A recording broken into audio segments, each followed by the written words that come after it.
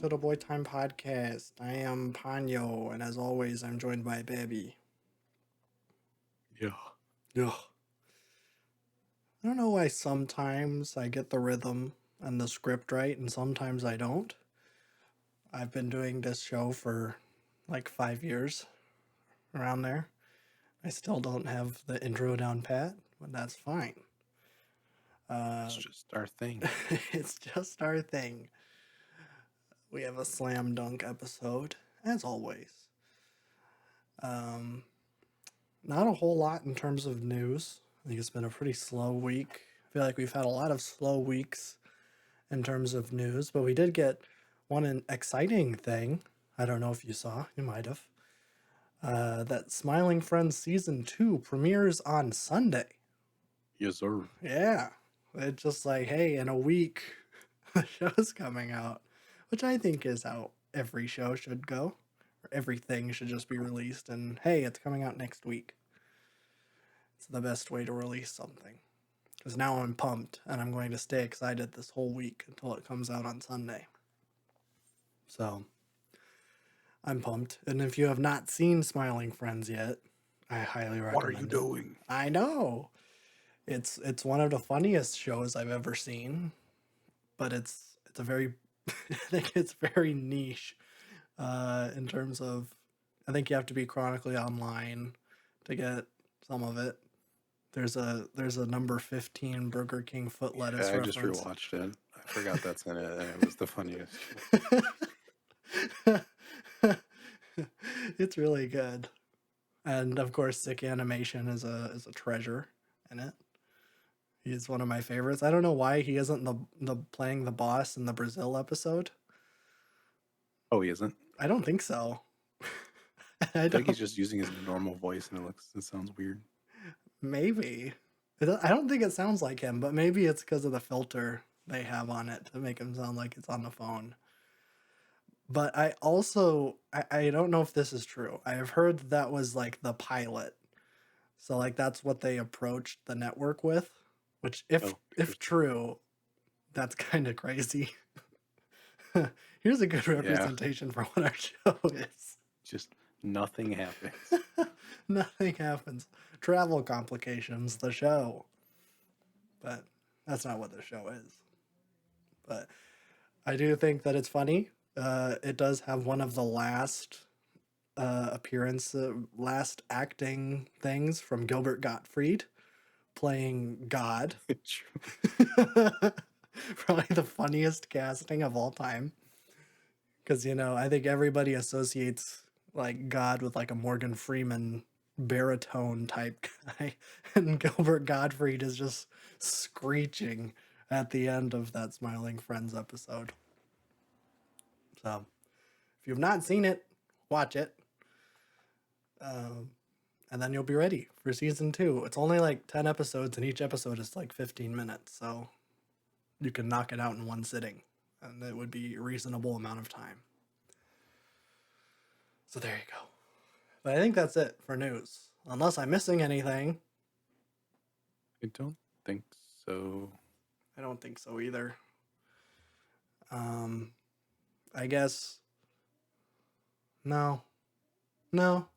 I was gonna say, maybe this is a quasi boy of the week thing, but Quentin Reviews, who I've been a fan of for a hot minute now, finally finished his Nickelodeon mini series on YouTube. I guess Just in Nickelodeon. time. What? Just in time. Just in time. Well, I think he was doing. I don't think he did it like deliberately to coincide No, with yeah. the documentary, but it is about Dan Schneider. So if you have not followed this thing that he's been doing, he started in 2021, and he watched all of iCarly, and then he did all of Victorious, and then he did all of Sam and Cat, and then he's ending with, okay, let's talk about Dan Schneider. Can you appreciate these shows, uh, you know, after we know all of this stuff about Dan Schneider and all of the abuse that went on in Nickelodeon in the 2010s? Can we watch iCarly the same? Or Victorious or Sam and Cat which I wouldn't recommend. But can you do that? And I think it's an interesting question. And it is kind of funny because all of his videos in this series are like at least 4 hours or more. I think he's known most in like the animation community because animators just have him on in the background as they're drawing. Or at least all the animators I know are like, oh yeah, Quentin Reviews, he's the guy I have in the background while I'm doing stuff. Um, and this latest installment was just under 2 hours, and I saw like the top comment was like, "Oh, cool, Quentin does shorts now." That's funny. That's funny because it's still 2 hours, but it is good. I would recommend Quentin Reviews. He makes good stuff, and he's a big Garfield fan, which is funny. He's like unironically a Garfield fan. He likes the comics. I think Cool. yeah, I know. I want to get the pipe strip tattooed on me, but that would be I'm ironic. gonna get a Garfield tattoo, actually. I, So I want a Garfield tattoo. I already have it all planned out. Oh, good. What are you gonna get? I'm doing I have it on the sticker of my water bottle. It's Garfield in a Doug Dimmadome hat. So I'm gonna put it on my ankle and I'm gonna have the hat go all the way up to my knee. So then when I raise my pant leg, it just is a never ending hat. Wow, that's commitment. That's the kind of pop culture crossover I can get behind. Exactly. I feel good tattooing Garfield too, because Garfield's so like you can't cancel Garfield. No, I don't think. Garfield has gone away from its creator and has just become an entity of his own. Yeah, and I don't really think that Jim Davis is that problematic. No, He's just an old guy who likes drawing cat comics. No problem in that, I don't think. He's just old and he sold out and put Garfield on everything, and that's kind of funny. true. Yeah, I'd get a Garfield tattoo. I don't know if that would be my first one, but maybe. Yeah. I don't know. I don't know. But yeah.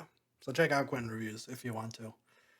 He makes good stuff when he posts, which is once in a blue moon. But I think that's it for news and other shout outs. I don't think there was anything else that happened this week. But I must admit, I'm on a bit of, I guess you could call this anime kick. Watched Paprika last week, and I've been busy. You know, Are you okay? I'm fine. Okay, I've just been watching Ghibli movies. Oh, okay. But these are technically all anime movies. Yeah. But man, yeah, this last week has been very, very stressful. Uh, I had a little bit of a mental breakdown and posted a guitar cover on my personal channel. Not gonna link Like you it or do. anything, but yeah, it's out there. So that was basically the state of my mind this week. So to end it, I was like, okay, I need some feel good Ghibli stuff. I need my heart to grow 3 times as big, like the Grinch in the Illumination movie. And I was like, okay, let's watch Ponyo and let's watch Kiki's Delivery Service. 2 Ghibli movies I have not seen, and I figured they're probably cute and probably going to lift my spirits a bit. And Man, our segments are gonna be exact opposites today. This is gonna be fantastic. that's fine. That's fine. But yeah, so that's what I did. And I just finished Kiki's Delivery Service like 20 minutes ago. I was like, I really have not had a lot of time. So I'm like, I should probably watch one more movie before the podcast. So I did it. And this is technically my second time watching it, but we'll talk about it more when I talk about Kiki. But Ponyo is probably the first Ghibli movie that I was aware of, even though I did not see it. I remember seeing commercials for it all the time on Nickelodeon. I don't know why. Um, yeah, I don't. I guess this was like after Spirited Away won Best Animated Feature at the Oscars, so maybe Ghibli had gotten some notoriety by then. They were getting some traffic on major airways. But I remember seeing it, and for some reason, I guess around the same time, there was a DS game for the hit, is it Sega? I don't know what it is. But there's a DS game called Starfy about a little starfish in the ocean. And for some reason, those wires got crossed. So whenever I think of Ponyo, I think of Starfy and vice versa, where it's like, oh, these are two little things in the ocean. Those are the same things in my mind. And I don't know why that is, but for some reason, in my little 8-year-old brain, I decided that Starfy and Ponyo were the same things. Have not played a Starfy game, and this is the first time I've seen Ponyo, so uh, sorry. But Ponyo was pretty good, and it has a rocking voice cast, as all Ghibli movies do. Um, I think it's kind of funny because the two main characters, both Ponyo and then Sasuke, or I'm not pronouncing that right. Sasuke. Uh, they're both played by uh, little siblings of already famous uh, siblings, I guess. Because Sasuke is voiced by none other than Frankie Jonas, the fourth Jonas brother. What? I know. I didn't know he was in anything. I thought he was a businessman or something. But I guess he voiced Sasuke in Ponyo, and Ponyo is voiced by Noah Cyrus, who now Weird. makes music, but then was is she a sister to Miley Cyrus? I think so. Yes. Okay, she is. Yeah. So it's kind of interesting that it's like at this time 2008 was Hannah Montana out? I think Hannah Montana was out. I don't know when that show started, but I must. Well, Billy Ray was already a huge celebrity, a country icon. Many have said. You know, it's like the big three. You got Johnny Cash, Willie Nelson, and Billy Ray Cyrus. So Noah Cyrus was a shoe in the music industry and the voice acting industry. And then Frankie Jonas as the fourth Jonas brother, who were already megastars thanks to their role in the hit Disney Channel original movie, Camp Rock. So these are two nepo babies that that don't deserve your respect. That's the point I'm trying to make. I don't know. They were fine. They were kids. They were kids. But it's interesting. The bad guy is played by Liam Neeson, who, fits. Sasuke's dad is played by Matt Damon. His mom is played by Tina Fey. Um, then there's like this water god, and she's played by Kate Blanchett, which is, pretty good casting. Not quite as good as her playing a monkey in Guillermo del Toro's Pinocchio, which I don't think enough people know that that's her. I just want to shout that out. And then there's two old people. Well, there's not two old people. There's a lot of old people because his mom works at a retirement home, and two of them are voiced by Betty White and Lily Tomlin. We're like two icons of the old Hollywood and TV. I don't know, kind of a slapping cast, and everybody does a pretty good job at it. I will say, and this kind of applies to Kiki too, but especially Ponyo. I noticed that there was. I'm not sure if there's a word for it, but I think there was some issues in the translation because some words didn't seem right. And I don't know if I'm describing this correctly, but um, basically, there's a thing at the end. spoilers for Ponyo. It's a happy ending. Spoilers.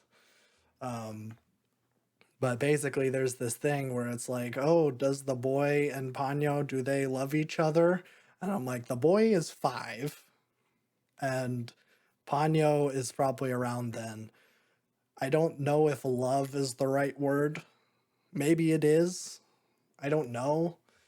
Uh, it seems to me, as someone who does not know Japanese, that maybe there is like a word for love that is not like a romantic attraction, and that there's maybe like a familial way to say that you love someone, whereas in English there's only one way to say that, which made it really kind of weird at the end, where they're like, "Oh, do they love each other?" And I'm like, I don't, I don't think either of them are, emotionally mature enough to say, but I'm sure they like each other a lot.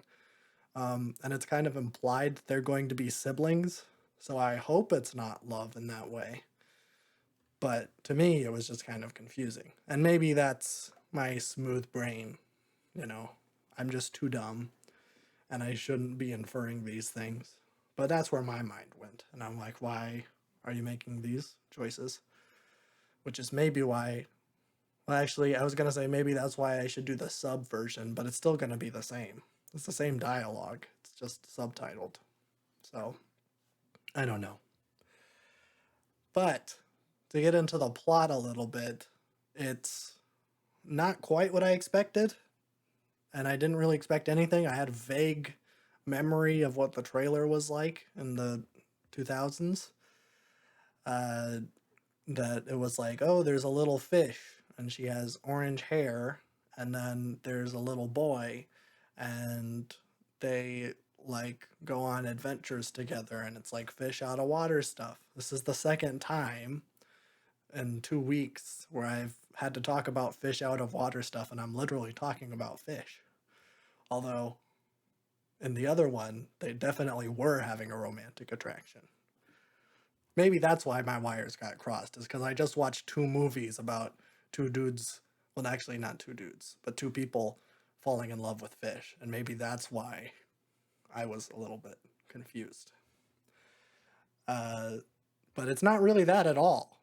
It's like, that's what it is at the beginning. He finds this fish, and then he puts the fish in a pail, and then he goes off to school, which is right next to like an elderly care center where his mom works. And then, they have a little bit of a misadventure, and then the evil Liam Neeson guy sends out his water spirits to retrieve the fish, and then they're gone. They're like separated for a hot minute. And then the boy is depressed because he lost his fish. And then after that, there's like a big storm. The world starts flooding because the moon is moving closer to the earth. They're totally ripping off Majora's Mask. Wait, is that why the world is flooded in Wind Waker? Now we're getting somewhere. This is is that literally it? I need a Zelda historian to come in here and say why that flood happened and why it isn't a thing in Twilight Princess, I think is the next one. Although let's not talk about the Zelda timeline in a discussion about Ponyo. But the moon gets closer, the world starts flooding, and basically the boy and his mom are separated. And then it's a little trek with the boy and now a human Ponyo as they go on a little adventure to reconnect with his mom. And what I will say, I was going to say that this movie is kind of like, it seems like it's a little bit of like a mid-tier Ghibli movie. It's certainly a mid-tier Miyazaki movie, but there's a lot of heart in this movie. It's very heartwarming. The boy's relationship to Ponyo is really good. Also, the boy's relationship with his mom is really good. I'm a sucker for a good dad in a movie, but man, he has a good dad and a good mom. Honestly, even though his dad is working on a ship, the whole movie, he's like in a couple scenes, and it's mostly focused on the boy and the mom's relationship. You can tell that the mom really cares about the son, and maybe that's some of Miyazaki's upbringing, his background. He's a little bit of a mama's boy, so that might be leaking in a little bit. I know that this movie is the one that Miyazaki wrote the lyrics for, I think, or it was a draft of like the credits song, and it was kind of more directly about his mom, which I'm not gonna go all into his background, but his mom was diagnosed with tuberculosis when Miyazaki was very young, and so she was like bedridden for most of his life until she ultimately died. And so there's a scene at the end where all of the old ladies are given the ability to walk again, and I think that song was going to be playing over that scene right at the end. And I know that it didn't make the final cut of the movie because the first time he heard those lyrics sang in the studio, he's like, I can't put this in a movie because I'm going to cry. And he did cry when he heard it. He's like, well, I'm just, we can't put this in the movie. It's too much for me. So I know that this is the movie that does that. Might lead a little bit into the mother-son relationship, but the whole thing is about the son trying to reconnect with his mother, who is physically distant, whereas in real life they would have been distant in that like his mother was unable to communicate later in life and all of the stuff alongside with that. So it's a very like touching movie. I was more I liked the like real world stuff. That relationship was really good. I thought that really all of the scenes with the son and the mom were fantastic. But then there's a lot of like mystic underwater magic stuff, which I wasn't really a fan of. It does, I don't know. And maybe this is like my weirdo sci-fi brain where I want everything kind of laid out and I want everything to kind of make sense. Whereas in this kind of like fantastical, mythic type of story, those details don't really matter. So, not totally for me, but I did really like the family drama stuff, which is there for like half of it. So, I don't know. I thought it was really good. But I mean, this wouldn't be like the first one. If you have never seen a Ghibli movie, I wouldn't say, well, you gotta see Ponyo. I would say, well, okay, maybe start with Totoro, and then go like Spirited Away, then Howl's Moving Castle. If you're feeling adventurous and you don't mind a little bit of blood, check out Princess Mononoke. I think that's like the only R-rated one, other than The Grave of the Fireflies, which frankly, you save that one for last. Unless you want to cry. That movie is so devastatingly sad. Um, so maybe don't go to that one unless you're like really ready for it. But yeah, Ponyo, pretty good. Now Kiki's is also really good. I think this one's earlier. I think this was like a late 80s one. This might have been one of his first movies while working at Studio Ghibli. I think his first movie is Lupin the Third, The Castle of Cagliostro, which I still need to see. I don't know how accessible it is these days, but I would like to see it. Bread Sword has an excellent video about it. But Kiki's, I would say this one might be an early, like a starter pack kind of Ghibli movie. It's very easy, it's very accessible, and it does the Spider-Man 2 thing, which is pretty cool, and I'll talk about it. But to set it up, Kiki's Delivery Service is about a witch who is 13 years old, and every witch, when they turn 13 years old, they take a year away from their family to live on their own and like do some witch training, which again might be it's either like a cultural thing or a translation thing that didn't really make sense, or maybe I'm just overthinking it. But it's like I'm going away for training, and then it's like, but they specifically go to a town that does not have another witch in it. And so I'm like, who's training you? Who's teaching you the things? Unless it's all self-taught, which I guess it is. But I don't know if like training is the right word. Maybe I'm nitpicking all of these things, all of these foreign movies that aren't translated perfectly because there aren't words for it in English. I don't know. But so she's going away. She's going to a different city and she's going to learn new skills. And she's a little bit nervous about it because she doesn't really have all the skills. She's like the main character in Sky High. He's going to this superhero school, but he doesn't have any powers. Classic. It's a classic trope. The only thing she can do is fly. But her mom, she's like the town healer, I guess. She makes potions. That's her talent. And then as she's going away on her little trip, she happens across another young witch that is leaving on because it's a full moon. And her talent is fortune telling. And Kiki's like, oh, well, I don't have anything. And she doesn't really have a destination in mind. She's like, I just want to be by the ocean. That's all she knows. And so she lands in this like seaside town. It's very kind of Northern European, like Scandinavian esque, Dutch maybe. That's kind of the vibe, which I know is where Miyazaki spent a lot of time at. So that makes sense. And she basically starts a delivery service, helping out people.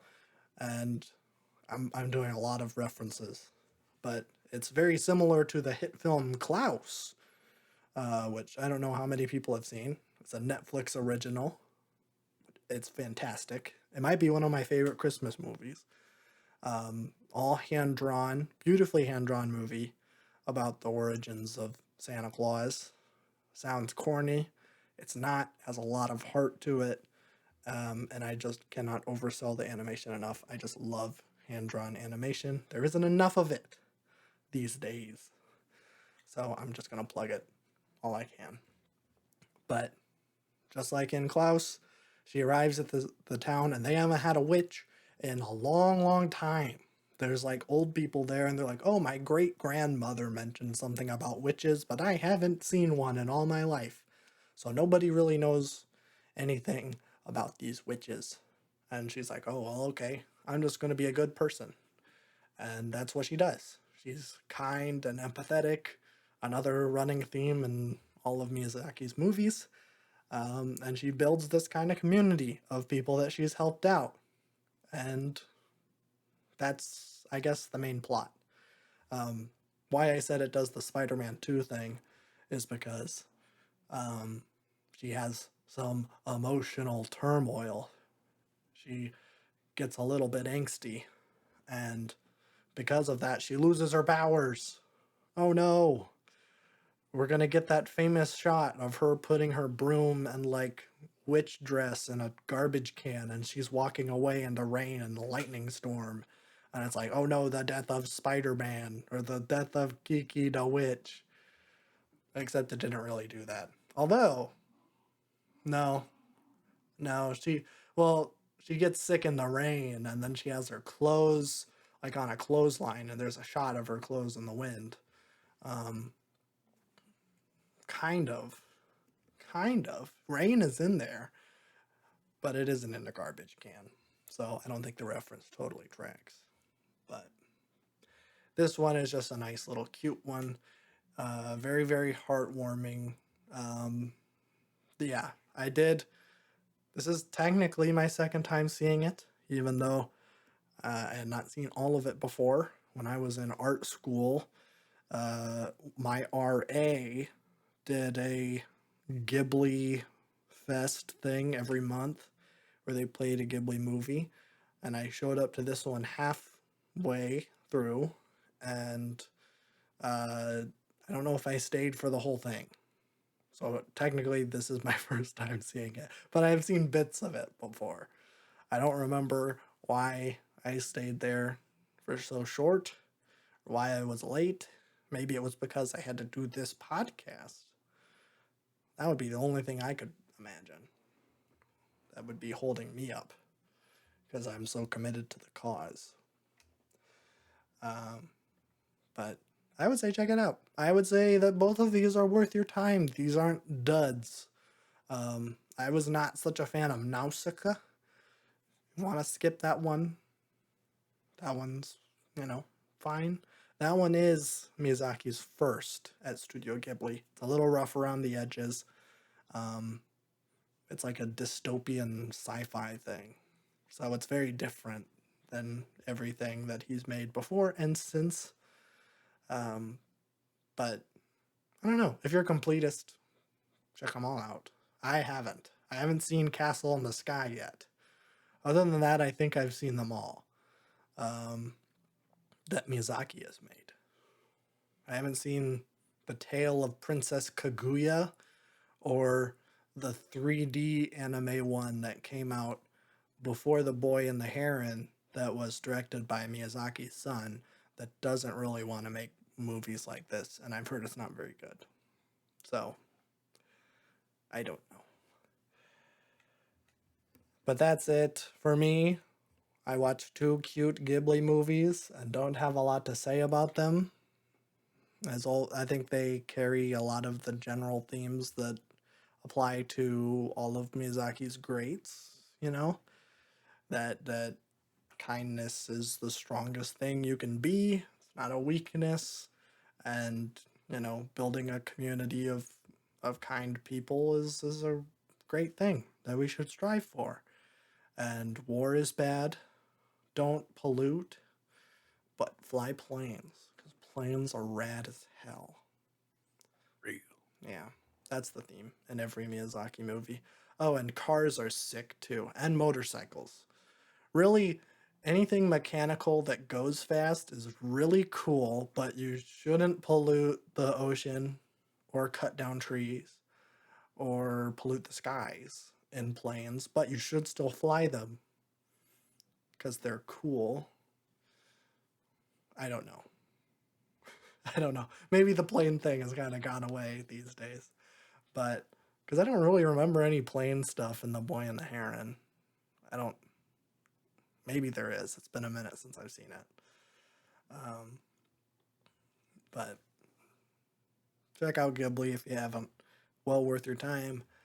But that's it for me. I'm going to throw it on over to Babby for his segment of the show.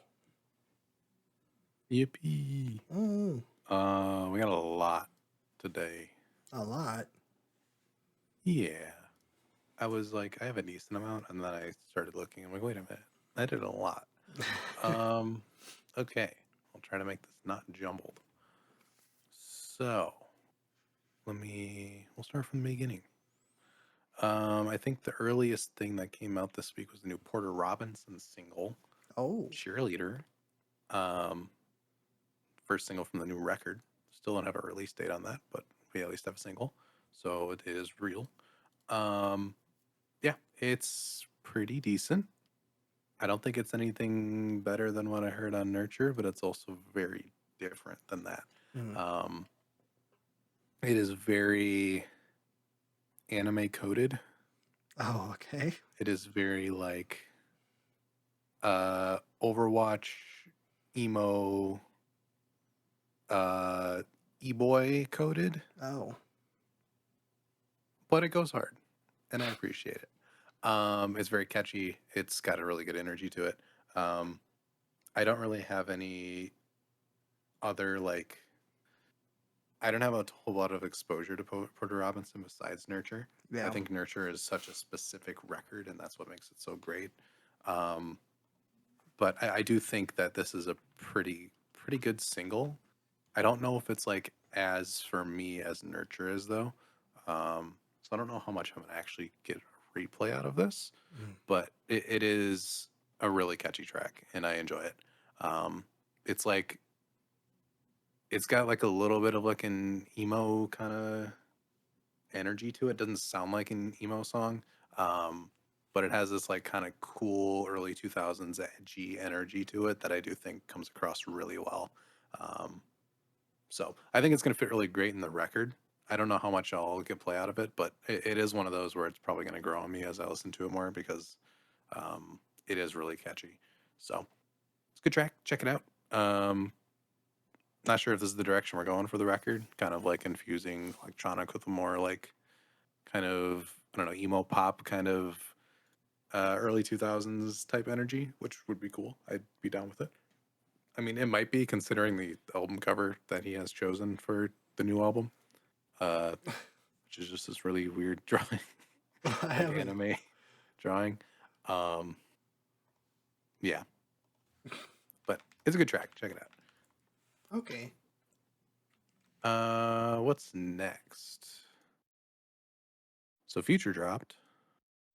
Oh, This yeah. was a surprise album with surprise features and a lot of surprises within those surprise features. Uh-huh. I did not listen to the whole record, as I feel like most people didn't. Um, I'll get to it one day, uh, but I was not about to listen to an hour of it just to get to the one part that I would like to get to. Uh-huh.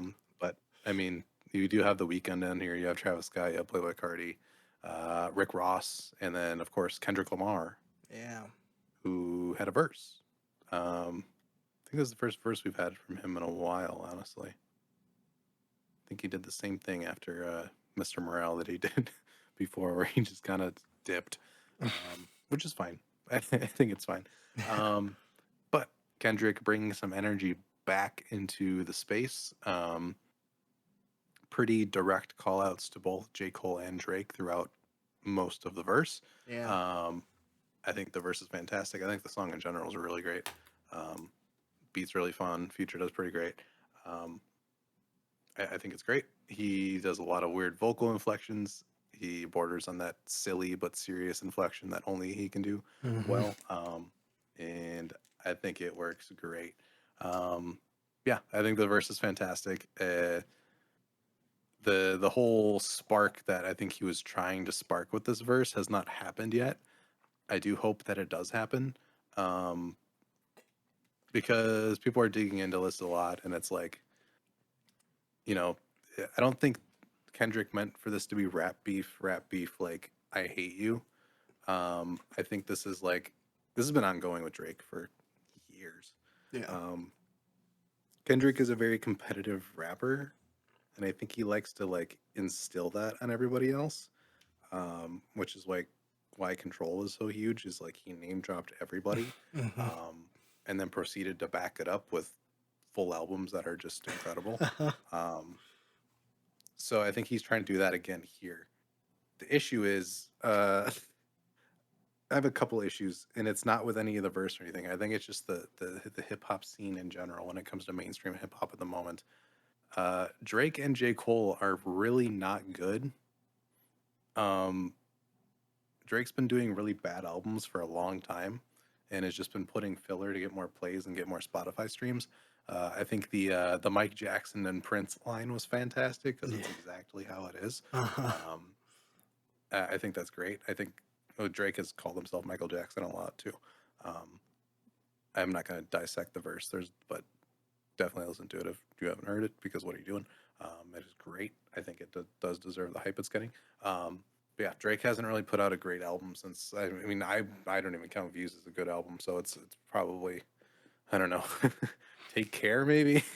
Um, sure, Drake can like have great songs, and he does have a lot of great songs, but again, this whole like big three, top three, like attitude that everybody has is really silly because I don't view Kendrick on the same level as J. Cole or Drake, and definitely not Kanye right now. Kanye is done. Mm-hmm. He is below anything else. Drake is solidly better than Kanye right now. Well, of um, course. yeah, and then J. Cole is just so middle of the pack. It's kind of hard to take him seriously in the rap beef conversation, especially with Kendrick Lamar. I know J. Cole loves talking about the big three and Mm-hmm. loves to be humble about it and loves to say he's the best out of them and blah, blah, blah. but it's kind of like empty-handed, and I think that's why Kendrick is getting so like heated on this, where it's like, are you gonna actually do something about it, or are you just gonna like keep saying that you are? Um, there's like this weird competition between the three, but nobody's doing anything. Kendrick's been like throwing stuff out every once in a while. I'm glad that he kind of came direct with this, Mhm. because he'd have to be kind of like blind to not get all of the references he's doing on this track. Um, so I do think he's just trying to ignite a spark and trying to like actually see what the competition is, because like I don't see J. Cole or Drake as any kind of competition for anybody right now. Um, I mean, J. Cole's a good artist. I don't know why people put him and Kendrick on the same level or even in the same conversation. Uh, he's decent, but like he doesn't have the lyrics. He doesn't have the albums to back it up. Um, I mean, Forest Hills Drive and For Your Eyes Only, I think, are pretty great. But still, those don't even stand in comparison to Damn.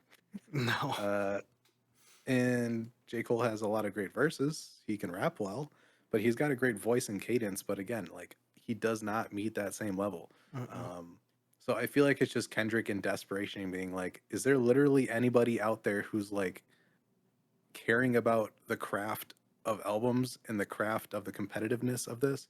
I know there are artists out there, but this whole big three thing is like really annoying. Yeah. Um, because like sure we have like a Jid and we have Denzel Curry and we have Mm. these people who are like breaching into mainstream now, and those artists are fantastic and they're hungry and they're making great albums. Yeah. But nobody does a big three conversation around those guys. I feel like this is just like, as Drake and J. Cole, I think they've both plateaued. J. Cole's on the verge of retirement because he's getting close to dropping his allegedly last album. And Drake's just been doing Spotify filler for the past like 5 years. Mhm. And Kanye's in such a big downward spiral that it is like, if he wasn't a Nazi, would be just deeply, deeply like tragic. Um, so it's a weird space to have, like in hip hop right now, to do a verse like this. And I don't know if there will be any responses because I've never heard J. Cole do a diss track on anybody. I don't think he would do well. J. Cole is known as like this humble, like kind of friendly guy to everybody who's just about making like, positive, he's kind of in the Logic space. Of course, he's not Logic. Um, but he's more in that space where he's like very appreciative of his peers and stuff. And he does have a competitive edge to him, but I've never seen that competitive edge actually come out. Um, and with Drake, it's like he does have a lot of, experience with rap beefs and diss tracks, but I'd love to like actually have him step up and see what he can do against Kendrick. Um, because that'd be really fun and it'd be really igniting to everybody in the hip hop space. But I don't think we're gonna get that. It's been 4 days and all Drake's done is talk about it at a concert, but not actually do a diss track, which people are calling him out for because what are you doing? There's a whole thing in rap. When someone comes at you like that, you better come back in a song. Um, I mean, the control verse didn't really have a lot of like big responses that had to require a clapback or anything, but there were a ton of like smaller, indirect responses to it Mhm. that showed a lot of like competitive rapping. Even if it wasn't directly aimed at Kendrick, it was people showing what they could do um, in that setting, which I think is what's missing from hip hop now. I feel like it's too streamable. I feel like it's too, there's not a lot of competition, especially when you have people like Future and you have Travis Scott and you have all these big names. There hasn't really been like a, I think the Pusha T and Drake beef was the last big competition, and that went a lot farther than that. Yeah. Um, I mean, it was what a spectacle to watch, but we haven't really had anything like that since. And it is interesting because I think Future putting Kendrick on this record and doing that, I think, is very intentional. People have been digging a lot into Future and Drake, and there might be a beef between those two, which is kind of crazy because they're kind of like one and two over there. Yeah. Um, but people have been like comparing For All the Dogs to We Don't Trust You and looking at the album or the song titles. And it seems like Future did the opposite for every single title that Drake did. And Oh. it's really funny, and I really hope it's intentional because it's a crazy coincidence if he didn't plan that. Um, it's really weird. I don't know. Wait, what track is this Kendrick one on? It is It's 6. on, yeah, isn't it like Take Okay, something? because first person shooter with J. Cole, where there's some shots at Kendrick, is track 6 on the Drake record, and the Future and Kendrick song throwing shots at J. Cole and Drake is track 6 on this one. That's really interesting, actually. Yeah, this seems very deliberate. Yeah, which is really cool. I really enjoy that, actually. So everybody's been making like Captain America Civil War memes where it's like everybody on each side. I think it's funny. I don't think it's as serious as everybody's making it. I think Kendrick's just trying to stir up competition and seeing like if people are actually alive still, or if everybody's just like making stream bait albums. Yeah. Um, we'll see. I don't think there's going to be any responses, unfortunately. I would love to see a Drake response, and I'd love to see a Kendrick response to that. We haven't seen Kendrick in this space either, and I'd love to. Hmm. Um, Usually, he just does a crazy verse, everybody freaks out, and then it just not nobody punches back hard enough to warrant anything. It's hard Um, to. it is very hard to, but somebody's got to do it. I mean, there Yeah. are people that can beat Kendrick. Yeah. He's not invincible. No. Um, but I don't know. I do hope from here that Kendrick does get an album out this year or next year. Um, and what I want from him is something that's not conceptual. I want something that is focused on like just raw kind of hip hop. I want him to do something a little bit looser, something a little bit more fun. Yeah. Because I do think we're missing that a little bit. Um, I mean, someone like Nas even is still barring up pretty good. Yeah. Um, so there's people out there. It's just it feels like such a weird and like mushy zeitgeist around hip hop right now for a verse like this to kind of come out and take direct shots at supposed two big shots that haven't really done anything great in the past couple of years. Um, I mean, I know J. Cole fans can be rabid, um, but I don't think it's anything crazy. And Drake fans are delusional. So it's and then you have the whole Vultures gang, which is awful. So it's a very weird space right now with like the mainstream artists in hip hop. Um, but yeah, it's a great verse. I think it was very much needed to kind of pump some life into it. It feels like it's been kind of stale and shallow for a while. Um, I mean, even with a Kanye album coming out this year, that album was so garbage that like it didn't really do anything, and it just made me more sad than anything. Um, but yeah, it's interesting. So yeah, check the verse out. I think it's good. I might listen to the whole record. I've heard some pretty decent things about it. And I'm a fan of Future. I just haven't listened to a lot of his solo work, but Yeah. I might get to that eventually whenever I'm kind of feeling that mood. Um, but yeah, that was probably the biggest thing that happened this week, um, which was fun. I do appreciate the surprise drop with this feature on it. I think that was the coolest part about it. Yeah. More artists should do that. I think they announced it 24 hours before it came out, and that's perfect. So, What we were talking about with yeah, Smiling Friends should just come exactly. out. Just release it. Yeah. It gets more traction than doing a whole rollout anymore, anyways. Absolutely. Because then you reach a Playboy Cardi situation where you've been teasing your record that was supposed to come out in January, and now it's end of March, and people don't really care anymore. Uh huh. Um, but yeah, interesting. We'll see if anything comes of it. I'm not gonna like do weekly updates, but if something crazy happens, I'm gonna talk about it. Um, we had Adrian Lenker come out this week. We're gonna do that on the channel this week, so you'll see that next week. Ooh. Very excited for that record. I've been seeing great things about it. Yeah. We also have the Julia Holter album. I think I'm gonna hold off on that. I think we're gonna do it on the channel at some point. All right. Might not be right away, but I might put it on my wheel and have that because I've been seeing good things about that too, and I feel like I might have a lot to say about it. But if I change my mind, I will let you know how it is here because we do have a lot of stuff that we want to do on the channel. Of course. We're jam packed this year. Or at And then we least had the these last new- couple of weeks. Yeah. Then we had the new Sir album come out. You'll see that video this week. Mm-hmm. But I am seeing the replay value in that. I've been listening to it a lot, like a lot more than I thought I was going to be. It's just very listenable. The vibes are great. Yeah. So check that out. I feel like that's not getting a lot of attention, and it probably should be getting more than it is, if I'm being honest. But that's it for albums that came out this week. Actually, no, there's one more.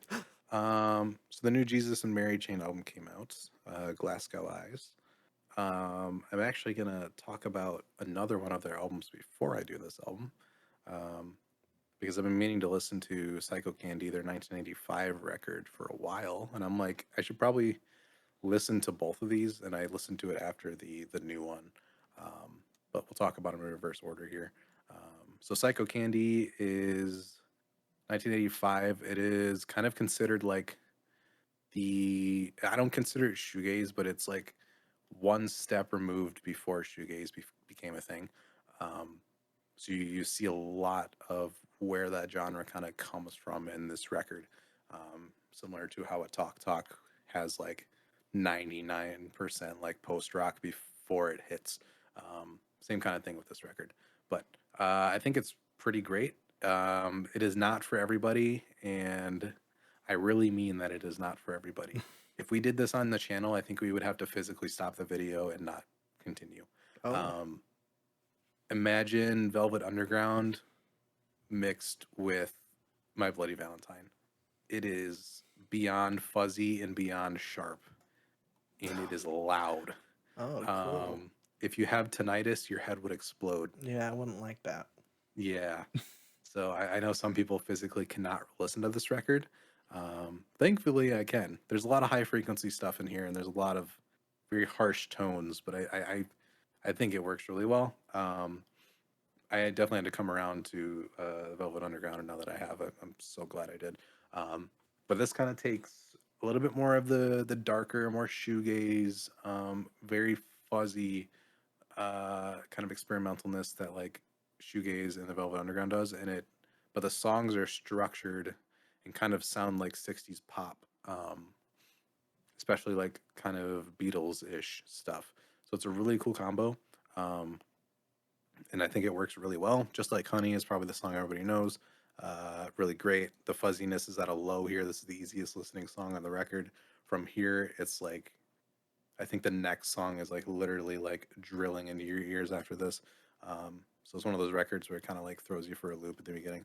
Um, but it's really great. The textures are fantastic. Um, it really does give an old school like Velvet Underground feeling to it, but you get this great noisiness from the shoegaze aspects. So I can see how this record is like incredibly influential and like definitely deserves a piece in like the history of how that genre was birthed. Um, but it's pretty great. The '60s kind of pop works with it so well. Um, it's a really interesting record. It's it's again not for everybody, but I love when the noise is turned up to 11 and they go so over the top on some of these, but it just works. You get some great distortion and texture out of a lot of these songs. Um, and very ahead of its time for 1985. Like it sounds dated but fresh at the same time, and it's a really cool combo. Um, so check it out if you're interested in that kind of thing. This is one that I've been meaning to get to for a while. It just took the new album to kind of like get me to this point. Um, but really great. Check it out. I think something's wrong. Just like Honey, Sowing Seeds, and My Little Underground are my favorites. Um, but really great. So they released a new album this year. 39 years after yeah, 39 years after their debut album Psycho Candy. And what does it sound like? It sounds like 39 years after your debut album. Um, it's not great. It, I had to after I listened to this record, I'm like, okay, I have to listen to Psycho Candy because I have to know the quality difference or what they're supposed to sound like in their prime. Um, and I'm glad I did. The album's not horrible. It's by any means. There's definitely some good tracks on here. It's a lot more muted in the noise department. It definitely takes on a lot more electronic elements, and it's a little bit softer. Um, but I do think the vocals aged very poorly. It definitely sounds like your bands like Aerosmith and Guns N' Roses and those guys who got older and their voices are just so strained beyond recovery. Um, so it comes out really gravelly and not too pleasant to match with these like really good at times instrumentals. The songwriting's okay. it's still kind of built in that kind of 60s pop realm, but it doesn't sound like 60s pop anymore. So the lyrics just come across really weird. Mm. Um, Especially like it's got to be like a 50 or 60-year-old guy doing. I don't know the singer or any of the people in this band because I just started listening to them. Um, but the lyrics still felt like they're being written by a 23-year-old, and coming out of like a gravelly like 50 something, it doesn't work as well. Um, there's still like some cool old school charm to it. It definitely plays like it almost reminds me of like really close to Death Bowie stuff, um, which works really well. It's just like there's crawling of the past coming to the present, but the singers are getting old and their voices are breaking, and they're adding some new elements of music that are popular today. And it works sometimes and it doesn't work other times. I feel like it doesn't work most of the time on this record, but there are some pretty good tracks on here. Um, but yeah, it's a decent album. I do think the best thing about this record is that it got me to listen to Psycho Candy, and I do really like Psycho Candy. Um, but there's still some good tracks on it. So if you are a Jesus and Mary Chain fan, you probably already listened to it. But you check out the new one. What I've been hearing from people is that it's their best like new album. I guess their 2017 record was not that good. Mm. So this seems like an improvement on that. So I might check out more from them. I know Darklands from '87 is one that everybody also likes. Um, but very interesting group. I don't know too much about them, but it is interesting to kind of. I've been meaning to listen to Psycho Candy just because of how influential it was on My Bloody Valentine, who came out pretty shortly after that and kind of uh, cemented shoegaze as a thing. Um, but I think when it comes to these really old dream pop and shoegaze bands from the inception of the genre coming back, I think Jesus and Mary Chain definitely aged the worst because I think Slowdive's album last year was really great. And the My Bloody Valentine album from 2017 is also really fantastic. So I feel like those bands held up quite a bit. And with this one, I felt like they just kind of hit a bump in the road and didn't really quite find their footing. Um, but the album cover is really sick. So points for that. It's like a crazy Joker looking thing. Um, so I enjoyed the album cover quite a bit. But yeah, so that was the duo of Jesus and Mary Chain records. Um, I also listened to another Boris album this week. This one is Flood. Um, Interestingly, not on Spotify. So Oh. that was weird because they have all the other Boris albums, I believe. So not sure why Flood isn't on here, but people have audio books and podcasts of Flood in its four movements. So I'm able to listen to it on Spotify, which is good. Um, so what this is their shot at a more post rock concept album. This was from late 2000. Um, Basically, the concept being a tsunami, and they put this into four different movements. So it's an hour and 10 minutes with four tracks. It's just flood one, two, three, and four. Um, just meant to mimic the energy and the feeling of a tsunami. Uh, and it's pretty cool. It's not my favorite when it comes to long kind of post rock albums because I think there are a lot of great ones. But I love this as more of like a Japanese post rock, and these kind of built out songs have a very distinctive feel to them because I did get feelings of Long Season in this a little bit. Just the way that the movements kind of fleshed out in these longer tracks. Um, but it's a really cool concept. I would definitely have to listen to it more to kind of get the tsunami feeling. It definitely has that kind of like, gathering storm, not to reference Godspeed, but the gathering storm feeling of these long instrumentals. Um, it creates a really hypnotizing effect because they pretty much just do one riff and then just like hit a delay pedal and then play over it again until it's like this really confusing, dizzying wave that you can't even make out where the original guitar is. Um, I think it's really cool. I can see this being really annoying to some people. It's not the most pleasant thing, which I think with post rock, you do need to be really pleasant when you do these long, drawn out tracks. You either need to have sheer intensity or you need to have these softer sections that are just really gorgeous. This one kind of falls in the middle of being like hypnotic, but at the same time kind of annoying and repetitive to a point where you wanted to switch a little bit more. Um, because I think Flood One is basically all of that pattern just being played out over and over and over again. Um, but Flood Two is pretty great. Again, you have this building to it. You start getting a little bit more. You get this really nice low drum in here that adds like that kind of darker element as the tsunami approaches. I'm guessing. Um, the middle sections in here are pretty great too. This is more post rocky, almost dusterish in the way that they do these like slow rock sections. Um, and then I think Flood Three, we finally get the build up of where we're going.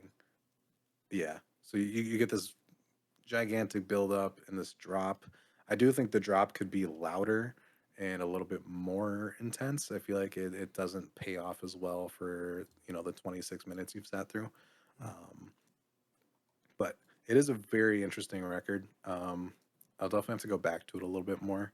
Um, but it's a great post rock record and one that I was not expecting to be like a straight post rock record given the other Boris album I've listened to. I definitely thought they were more in like the noise and drone area, but seems like they got a lot of stuff up their sleeve. So I'll probably do another one whenever I get bored of one of them and want to do another because they have a ton and it's very hard to figure out which one to do. I'll probably do the one that has the Nick Drake cover redesign next. I don't know which one that one is, Akuma but no Uda. yeah.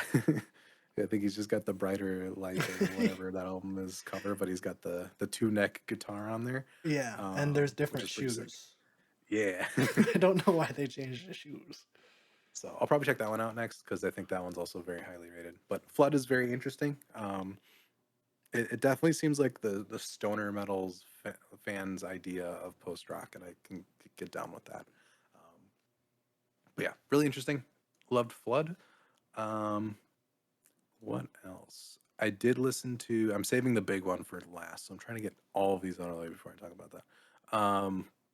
I went back and listened to Preacher's Daughter by Ethel Cain Mm. because I have been kind of getting back into Ethel Cain, and I feel like I did talk about Preacher's Daughter on the podcast when it came out, but I feel like I didn't quite get it yet, and I didn't give it the listening that it deserved Mm. yet. I just feel like I wasn't ready for it, and I wasn't like warmed up to her sound enough. Um, but completely different now that I've kind of grown on her as an artist. Because the album is really fantastic, and I knew it was going to be fantastic. I just never had the time to like sit down and immerse myself.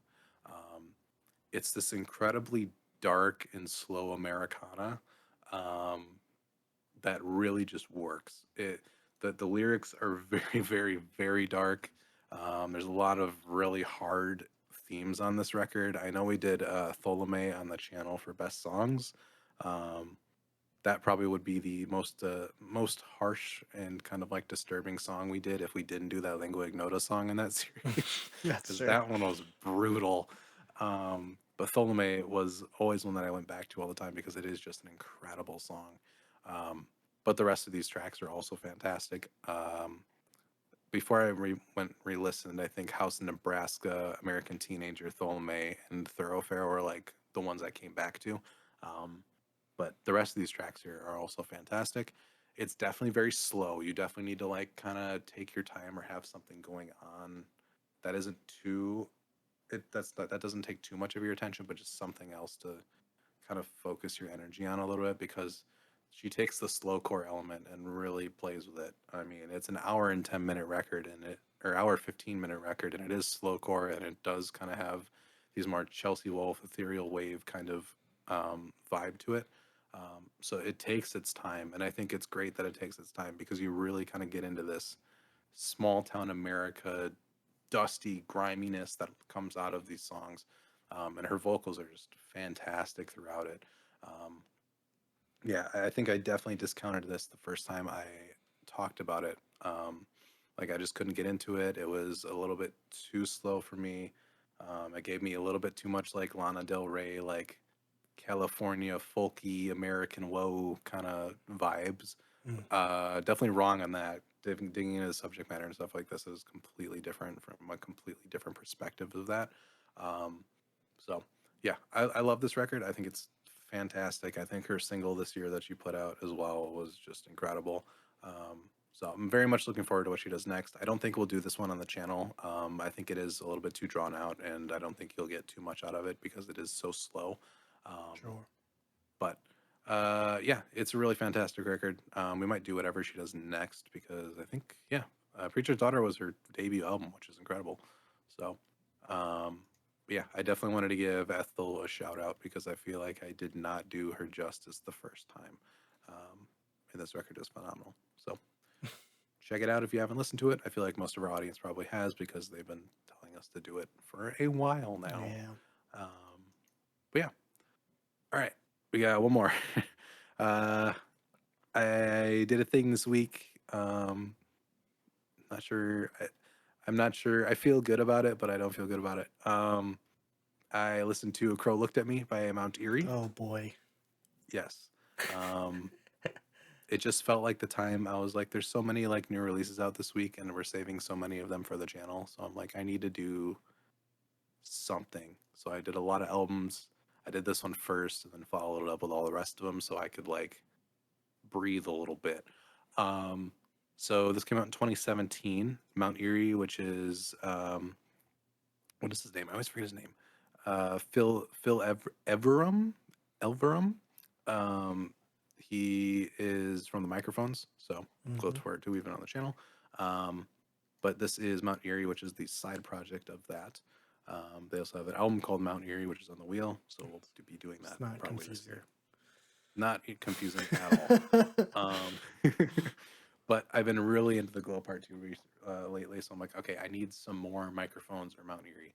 Um, and this was the obvious one that we weren't going to do on the channel, and I'm so glad we didn't do it on the channel. Yes. Um, so this is naturally the way I wanted to go. So I'm like, all right, I need to cross this hurdle. I need to just do it because I've been putting it off for years at this point. Um, I just need to get in there. So it's 11 songs, 40 minutes. Um, it is rough. It is very rough. So I think with this record, it's context is important, but you also don't need a whole lot of context because he lays out everything so incredibly straightforward. I feel like with something like Carrie and Lowell, Sufjan's a little bit straightforward, but he does have his songwriting style. Yeah. And with the Glow Part 2, there is definitely a mysterious angle to that record. This one is very in your face and it is so direct that you cannot listen to this record without the lyrics hitting you. Carrie and Lowell, you could put on casually in the background. I don't recommend it, but you could. I mean, I do it. there's still, yeah. I mean, I do the live version every once in a while. Um, this one is kind of impossible. It's so ingrained in this record that you cannot escape the narrative of it. So basically, this album is his life after his wife passed away from cancer, I believe in 2016 or 2015. Yeah.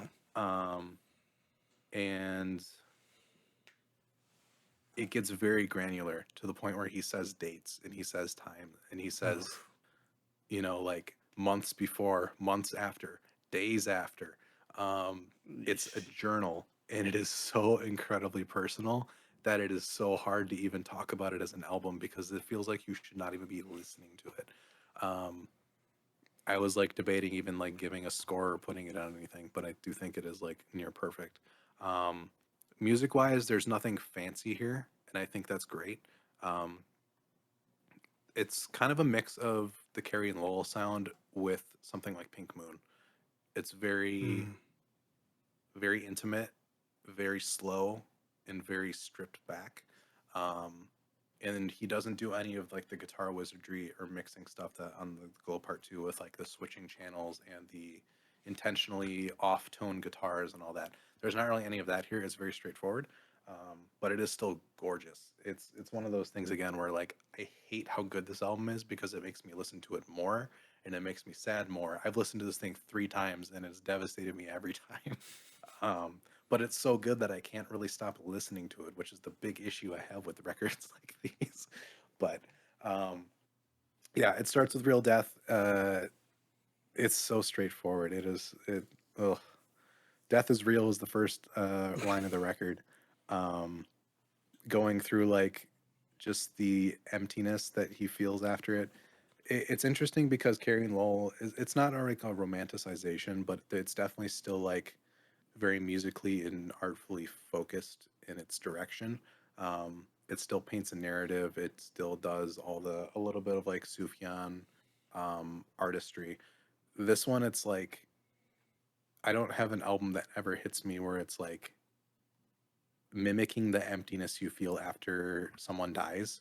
Like if you've ever felt that feeling, it's a feeling that you can't really describe. It's like literally just a hole in you, Yeah. where nothing really makes sense. Everything's stupid. There's not really anything, you know. He starts it like talking about how death is not about like singing or making art about. Um, when real death enters the house, all poetry is dumb. You get these sentiments immediately, and the way that he conveys the emptiness is really really eerie in this record because you feel it. You feel how sterile and how distanced and how lonely the the album sounds. You get some great warmth from the guitars, but this thing is so cold. Um, the lyrics are very straightforward. I think his cadence is really fantastic. He does the same kind of his voice sounds the same as Glow Part Two, which is interesting, um, given that they're 16 years apart.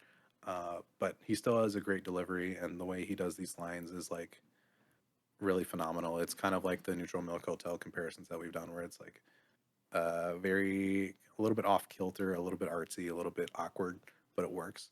Um, yeah, and it comes across fantastic here. But yeah, talking about how his wife ordered like their daughter like school supplies like 3 years before she went to school, and like that how she probably knew that she wasn't going to be here, and I'm like, oh my god, this is the first song. It's a 2.5 minute track. I can't do this already. Um, but it's phenomenal. It's heartbreaking. Um, and I think focusing on the same subject for 40 minutes straight really allows him to get into every little nook and cranny around this in a way that just like I haven't really heard. I've definitely heard music that like conveys this level of emptiness and darkness, but never this well put lyrically mixed with instrumentals. I feel like usually when you get music this dark and empty and depressing, it's mostly instrumentals. Um, you don't usually get the lyrics to back it up. I mean, like Carrie and Lowell gets really, really in there, um, but it's not a record that like will put you in the worst mood of all time. Um, there's definitely a couple tracks on there, like Fourth of July and John My Beloved and The Oh, Only Thing and yeah, all that. only Like thing. those are really, really depressing songs. Mhm. But I'm gonna be honest, they do not stand up to a lot of the things on here. Um, I still can't listen to Carrie and Lowell just because I have like very personal connections with that record. Yeah. Um, but with this one, it's like you are living this guy's pain for 40 minutes, and it is so difficult to get through.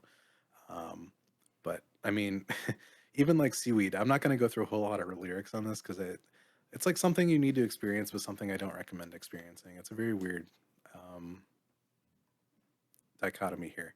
But Seaweed starts with, "Our daughter is 1.5. You have been dead 11 days." It, it's literally going through like very close moments of death, before death, after death.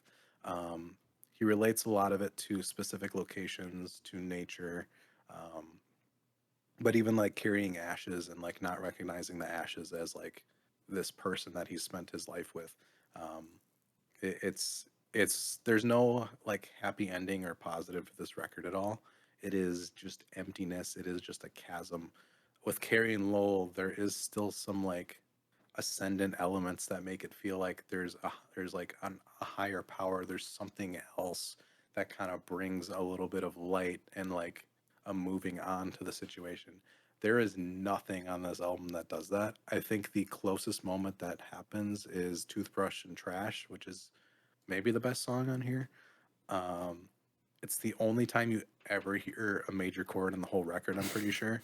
And it's a piano one that lasts for about like a couple of frames and it lifts you up. It doesn't lift you up, but there's just like a little bit of the weight on your shoulders just falls and it's just this incredibly euphoric switch.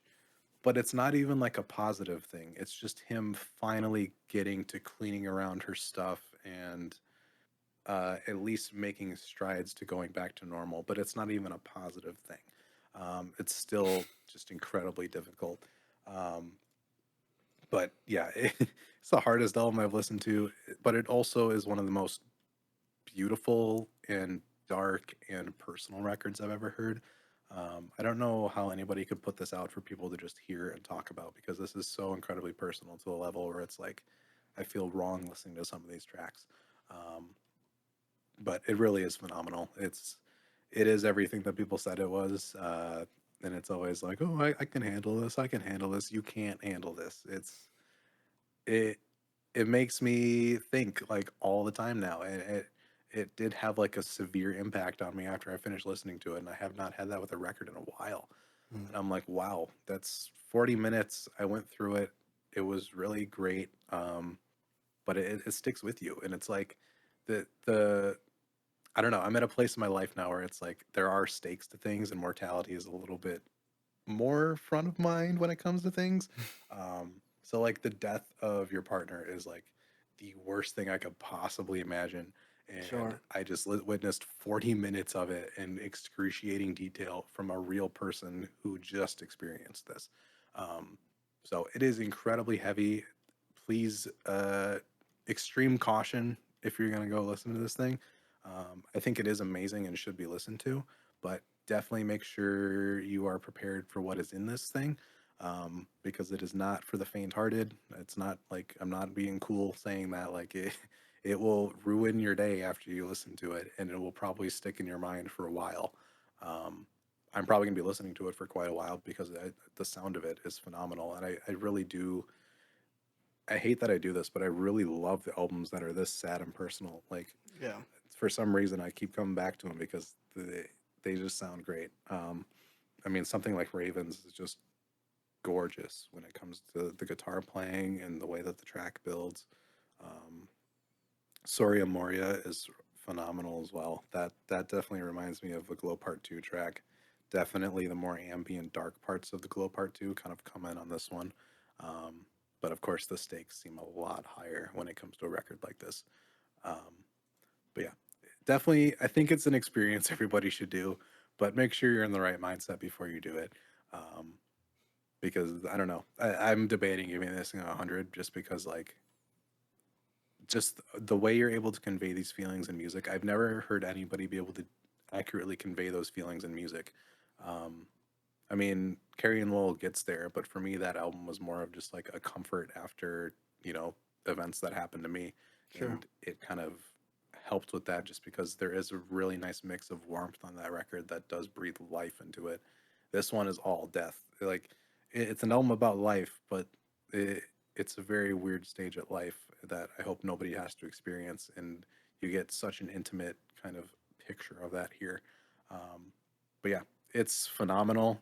It's one that I shouldn't. It's I even feel weird talking about it because I feel like you shouldn't put a scale on things like this or even put like any kind of critic words or anything around with it. Um,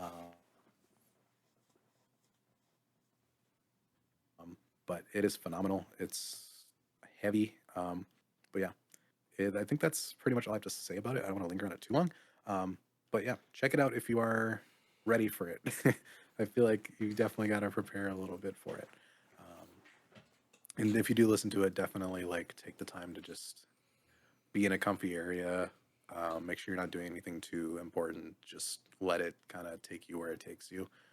I think the least you can do when it's a record this personal to somebody and one that's this raw, I think the least you can do is sit down and actually let it do what it's supposed to do. Um, because I think if you go into it and kind of half listen or do something else, I think you're going to find it boring. I think you're going to find it too slow, and I think you're going to find it a little bit repetitive. Um, but if anything, go take a walk, go to nature reserve, walk around, listen to it. I think that's where you're going to get the most out of this thing, Mm. because at least then you're surrounded by some of the things that do bring positivity into this album. But yeah, one of the most harrowing, extreme things I've ever listened to, but I am definitely glad I did it. There's a deep depression with it, but there's also, I feel like I've matured since I've listened to this record. I feel like it's a really weird feeling. There's a catharsis after you listen to it that is really unique to it. Mm. Um, but yeah, check it out if that intrigues you at all. But that was my big thing for this week. I knew I wanted to do it, and I'm like, all right, this is the week I do it. Yeah, I'll probably check it out. Yeah, I was like, I'll just do yeah. it right after this, but I'm like, no, I probably should. Like, going, I think it's a good shout. Is going on a nature walk and listening hmm to it. I think that would be the right decision. Yeah, I think that's what I'll do. But yeah, I'm glad you listened to it, and that you said that we should not do a video on it, Oh my God, because a video on this would be the worst thing on earth. I don't know how. One, we wouldn't be able to hold it together. Two, how do you even talk about this in a way that like you just couldn't. yeah, yeah, I hope that's there are true. no reaction videos to this because I feel like it's just going to be reaction bait. Yeah, that's like exploitative garbage. Yeah. Yeah, But we will do Mount Erie by the microphones on the channel. So, not to get those confused. don't get it confused. Don't get it confused. I think they also have, I think Dawn is their 2008 record. I think that's the other big one that everybody talks about. So, might do that one They too. only have a few records. They do, but apparently they're all insane. So, I feel like few are more insane than this, though. That's But yeah, true. I don't see Dawn on Spotify unless it's Mount Erie. it's Mount Erie. Oh, okay. This Yeah. is I don't confusing. know if, yeah, because the microphones released a record in 2020. So I wonder if this is just like his side project that's more him. I don't know. I'll have to dive into that. I'm sure people will talk about it because the Microphones is one of those music nerd bands that everybody will know everything about. Yeah. But quickly becoming one of my favorite artists, I've been giving the Glow Part 2 a lot more listens, and that thing is really just continuing to open up. Um, it's still weird. I think I'll Not Contain You is the best song on that record still. And it still puzzles me because it's like a 2 minute interlude. Um, well, it's a 3 minute interlude in a hour and 6 minute album with songs like I Want Wind to Blow in the Moon. But this little really janky, distorted, broken guitar ballad is my favorite. So I feel like I have a completely unique take in that, and a completely not unique take on that. The Glow Part 2 is amazing. So I will take my unique take and live with it. So Yeah, there you go. can't be Yeah, too similar to everybody else. that's true. Uh, yeah, so we had, opposite experiences this week. Yes. I watched two very nice movies, and you listened to one of the saddest albums of all time. True. Notoriously, one of the saddest albums of all Yeah, I time. don't know if you can get sadder than this. I'm gonna be honest. I think I saw there was like some publication that was like top saddest albums. I think Carrie and Lowell didn't make top 10. I think this the Crow Looked at Me was, I think, 4. Oh, So interesting. I'm not sure, but that might be some like weirdo artsy stuff that I don't know if it's that personal, you know. Yeah, like this is probably the most personal you can get. Yeah, I'm not This is sure. like a journal entry. I don't know. I'd have to look at that list though and see because I genuinely don't know how you can get worse than that. Let me see if I'll find it and send you a link. But Yeah, um, that's my next deep dive is doing all of those and just destroying my mental my yeah, mental health. I don't know if that is recommended. Although, okay, for Emma Forever goes number 18. Oh, really? Yeah, Duster Stratosphere 17. This has Really? Kid Cudi Man on the Moon at What? 15. I don't know if What the this can be hell? trusted. Yeah, I don't like this list too much. Let me Dust that see. does.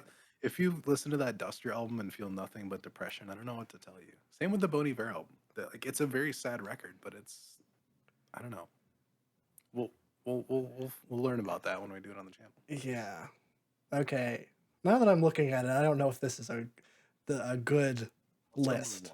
why. Okay, I was wrong. Number 1 is A Crow Looked at Me. Okay, Yes. good. But number 2 is Blue by Joni Mitchell, I which mean, sad, but like not it's sad. devastating. Is it number 2? I No. don't know. Number 3 is Some Rap Songs. Okay, sad, but again, nowhere Is it nowhere near. sadder? It beat Carrie Ann Lowell and Either Or by Elliott Smith. Ooh, yeah, no. Yeah. And then number 4 is Death Consciousness, Have a Nice Life. Okay. Yep. Which I don't know That anything one's on about. the wheel. That one's on the wheel. Okay, great. It's a yikes. Okay, perfect. I feel like Stranger in the Alps should be on there somewhere. Stranger in the Alps. Jeff Buckley Grace is number 8. I don't think Okay. that's necessarily sad. No. A Moon-Shaped Pool is number 10. Yep. That fits. Yeah, Stranger in the Alps is number 14, right Okay, above I'm Kid glad that's on Cudi. there. Yeah, Makes sense. yeah. This is Interesting. Consequence of Sound or Consequence.net. Oh, yeah. I don't know anything about them. I just saw that Just an this was going online around. music publication. Yeah. Oh, okay. Yeah. So that was their top list. Interesting. Yeah, go through it. Oh, Liquid Noda should be on there too. I don't Spinner see Get Ready is just something else. I don't see any Lingua Ignota. I don't know when this was made though. Is that a newer one? Yeah. Oh, this was January of 2023. Oh yeah, that was out. So that was Interesting. last year. I think everybody has a different definition of saddest. And I think that's a good thing. I think that yeah, I think so too. It's interesting this list isn't like I don't think these are all albums that are going to devastate you. No. Like I feel like when I go to sadness, it's like it ruins my whole day. Like that's my scale. yeah, me too. I like that stuff. I don't like there's like empty sad, which I feel like is like emo, that kind Yeah. of scene where it's like, oh, I'm so sad. I'm gonna play Russian roulette in my room or Yeah. whatever. That's not even sad. That's It's just like ugh, just campy. it's nothing. Pro looked at me as like that, but it actually has consequences and stakes, and Oh it sure. mimics the emotion accurately. Yeah, that's And for what I that, want. it's the most emo metal record of all time. uh, yeah, I'll check it out. I might report back next week. I don't know. We'll see. We'll see if I have it in me. Like I said, I just had a mental breakdown Yeah, last I'm like, I week. don't know. I'll do it. Sometimes that's healing Fine. though, to get something that relates to the headspace. Like that's what helps me usually. I don't want to Mm. like wallow in the emotion, but sometimes like being something that connects to it is healthy. Yeah. Yeah. I mean, that's. I don't know. I've been listening to a lot of Carrie and Lowell. It's not helping. Exactly. It's probably not helping, but it is like I need something that represents how I feel. Exactly. Because happy music sounds really cynical when you're sad. Yes.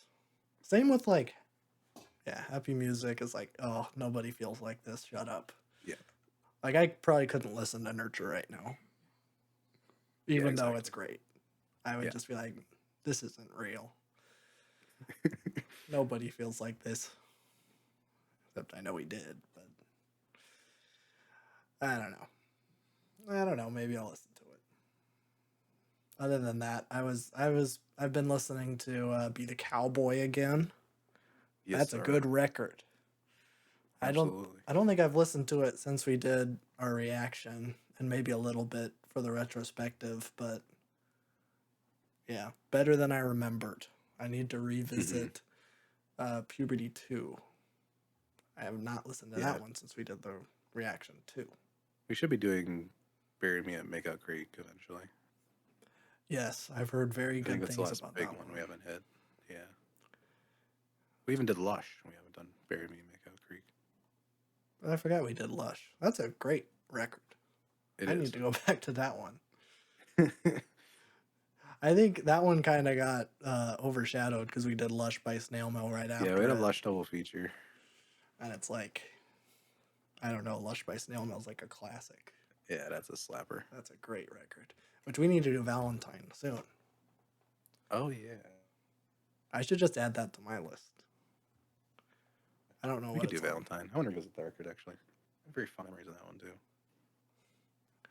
When did that come out? A couple years ago? 21? 21? Yeah, 21. I think. Yeah. So she's due. She is. I don't know what she's doing. She did the demos for Valentine. Is that not satiate your hunger for snail mail? Well, it's just demos. It's not new stuff. Doesn't feed your escargot No, hunger? Okay. I need my I need my lesbian indie rock. Yeah. Yeah. Lush is so good. Yeah, we need to do that. We need to do more Phoebe stuff because I haven't listened to any of her things except for Doughboy Genius stuff. Yes, I would love that. I do want to do that because I haven't listened to her in probably a year. So, it'd be nice to dive back in a little bit. I've been 1 year sober of Phoebe Bridgers. Wow. That's Give me a good. coin for that. Give you That speaks to how like better I'm doing post pandemic. I think by how little I've been listening to Phoebe Bridgers. Yeah, I suppose so. That was a life raft at one point. So Yeah, that was like your thing in it 2021. was my thing. Yeah, Although it was like everybody's thing. it was a hard couple of years.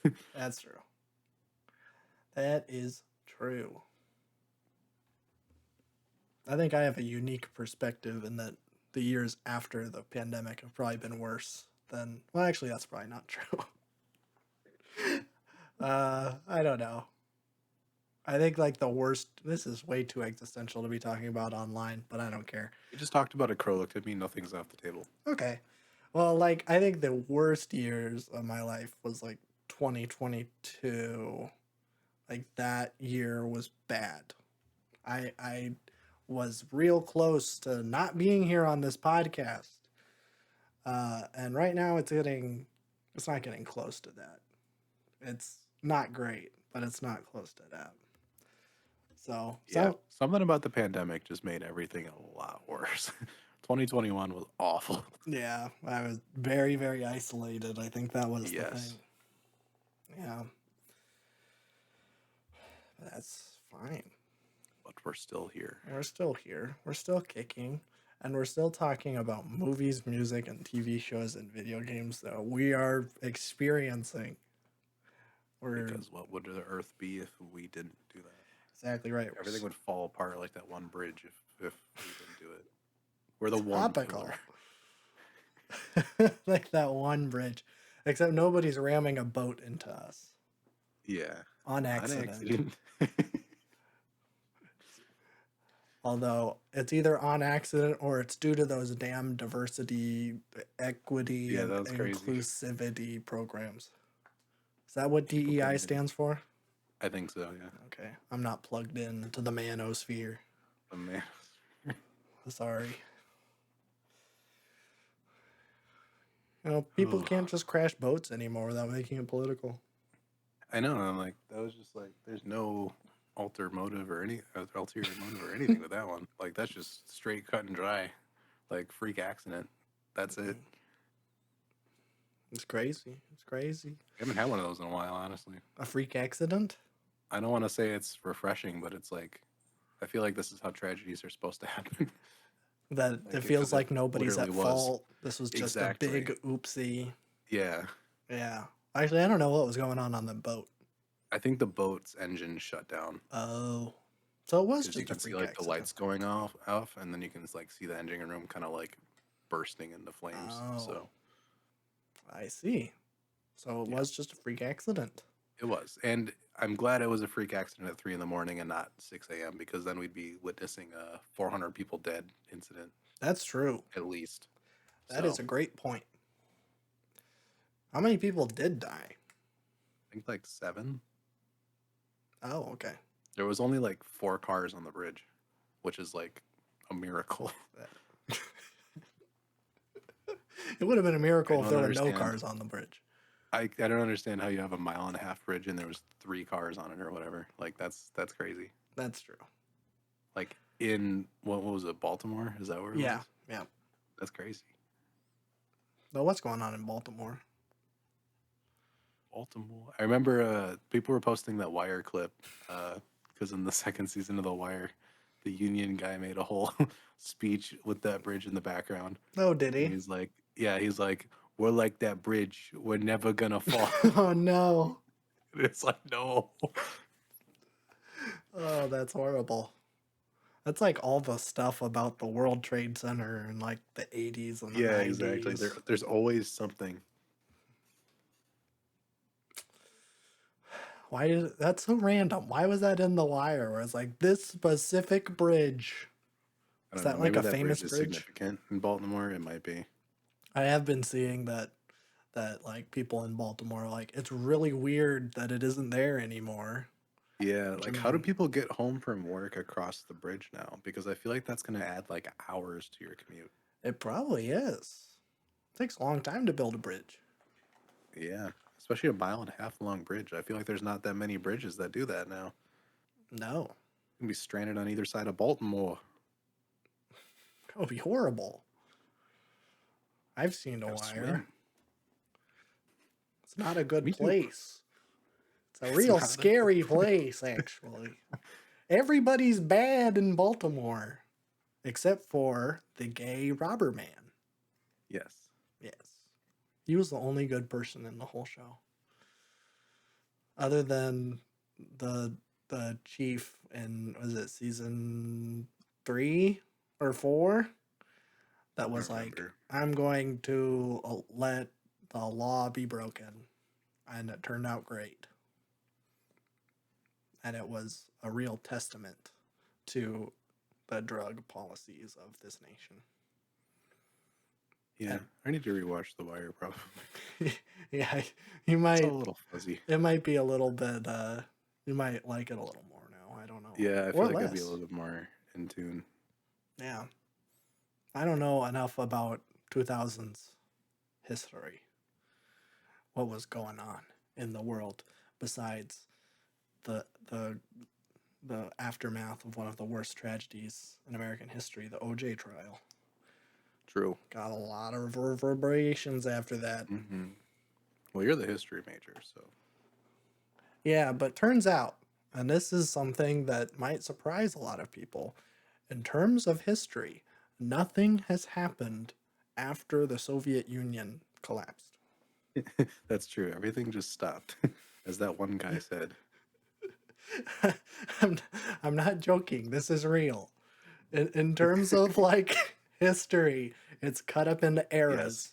In American history, there are eras that are kind of universally agreed upon.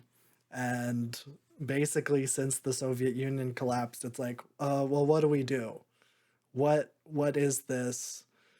Basically, it's too fresh, and historians don't really want to pick it apart yet. Yeah. Uh, I've seen At least something. not actual academic, like Yeah, big college ones, yeah. which is for a very explicit reason. But we won't get into that. We won't get into it. I don't know. I was just taught about this. Yeah. And I've seen some things that maybe the early 2000s would be the age of corruption, Hmm. something like that. I think that could be interesting. I've seen Oz. I haven't seen Oz. It's an Not HBO. yet. Not yet. I want to see it eventually. It's a prison show. I think it was the first HBO show was Oz. Interesting. Yeah. But yeah. I don't know what we're That's gonna it. be doing next week. No idea. Should have more time, maybe. I'm more or less settled on where I'm going to be for a minute. I need to spruce up my set because it's kind of Yes, messy sir. right now. Got a lot of stuff, so it might not look very pretty. Although my last set didn't look very pretty either. I never put anything on the wall behind me. That's true. You I just had should the have. sick guitar case. A sick guitar case with a bunch of stickers on it, none of which have anything to do with music, except for my cerebral sticker that I got from the Mm. Lucy Dacus merch store. Oh yeah. That's it. The rest, there's a shirtless picture of Jeff Goldblum.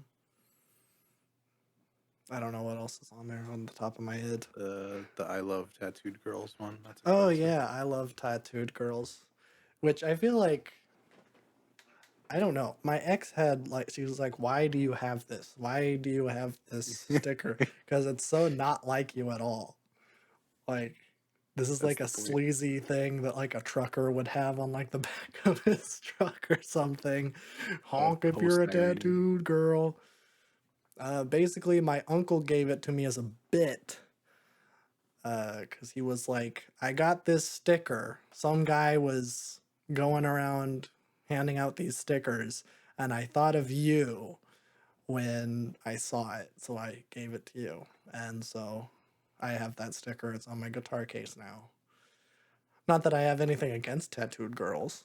It's just I don't care whether or not they have tattoos or Yeah. not, you know? It's I don't have a preference. But yeah, that's the backstory for that one. I have one that says I don't mind straight people so long as they act gay in public. A Uh, good one. that that's just further queer baiting our audience. Obviously, Of course. I want everyone to think that I'm a gay man, like Kevin Spacey. He I feel wants. like the number of people hitting on us has severely decreased in the past year or two. Yeah, what's up with that? What's up with that? I don't want to be taken seriously. I'm already not taken seriously. But I don't want my music criticisms to be analyzed or really looked through at all.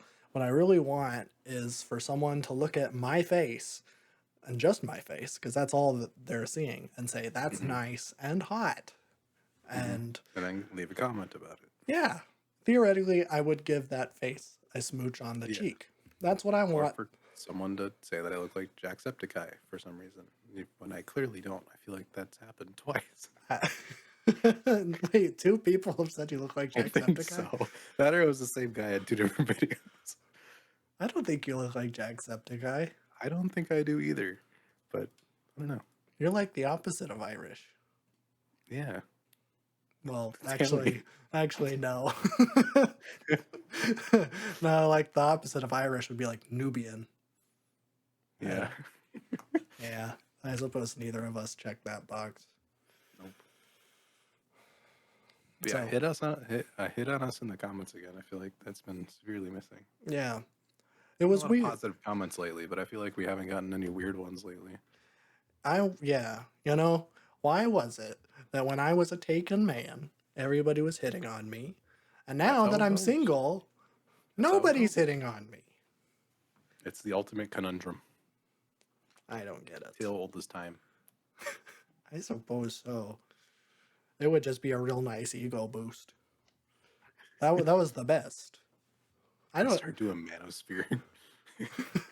You get ultra red pilled.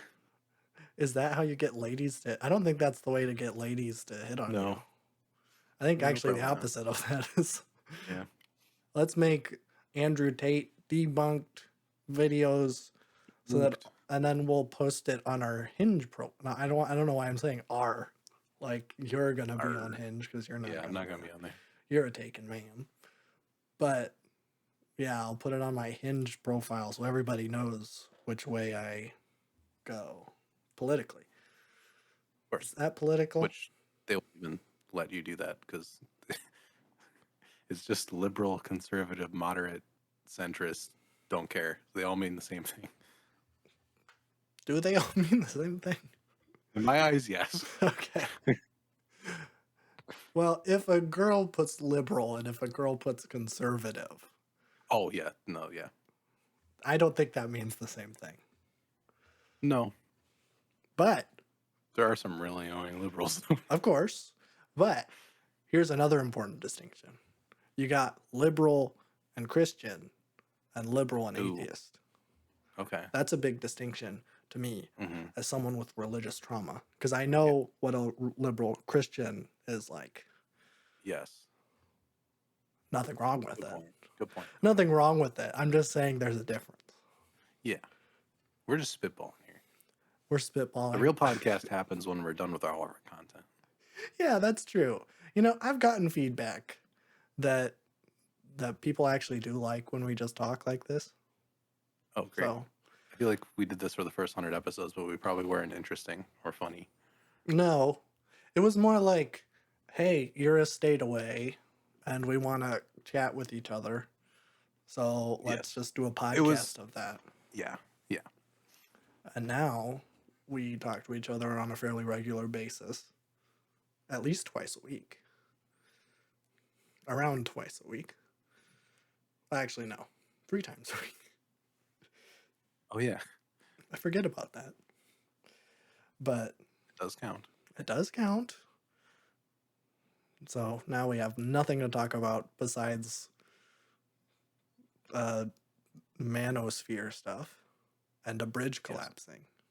Mm-hmm. Topical. It's topical. It's topical. And everyone will know when we record this video or podcast. Technically, it's a video If you're on YouTube. on YouTube, of course. And I am recording a video right now that is just a black square Yeah. that I will edit out and put a nice video screen that Babby designed on. True. So, yeah. I don't think anything is going to happen next week. I am very excited because Shrek 2 is getting a theater re-release in a Ooh. couple weeks. I think middle of April. And also, Okay. there is a theater in my new hometown. Well, it's my hometown that I'm back in. That on 420 is playing Shrek at midnight. Oh, Don't ask me why. Okay, so this theater is playing I gotta two. ask you. I get it. Oh, I'm probably gonna go. Why wouldn't I go? But it's like there's two things that they're doing, like special screenings at 420. Which can we talk about the commercialization of 420? Oh, I'd love to. This used to be a quirky holiday for us stoners, and now Now it's all normied up. it's normied These up. millennials and their 5 milligram edibles, and these kids in their jewel pods. There's CBD peach edibles. What is going on? Why is You nobody can't smoking even that get a ganj baggie anymore? of the worst garbage skunk trash you've ever had in your life anymore. That's how we used to do it. Now people just pass out from hitting a cart too hard because they have to make it the most potent thing on the universe for people to buy it. That's true. That's true.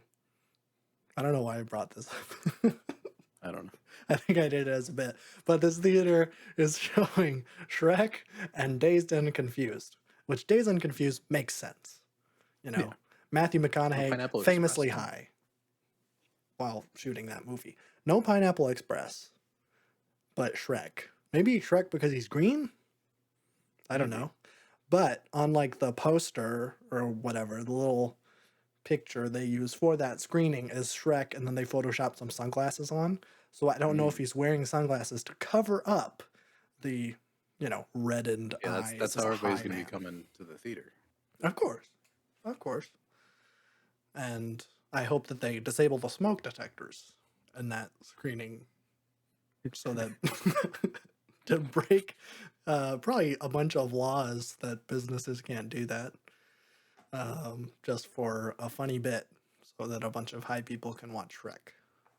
I feel like they should just like say that they're playing Shrek, but then they do like the 2013 like MLG Shrek compilations where there's always like a joint hanging out of his mouth.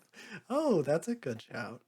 Yeah, they should do that, and then they do like Shrek Retold instead of Shrek. Yes.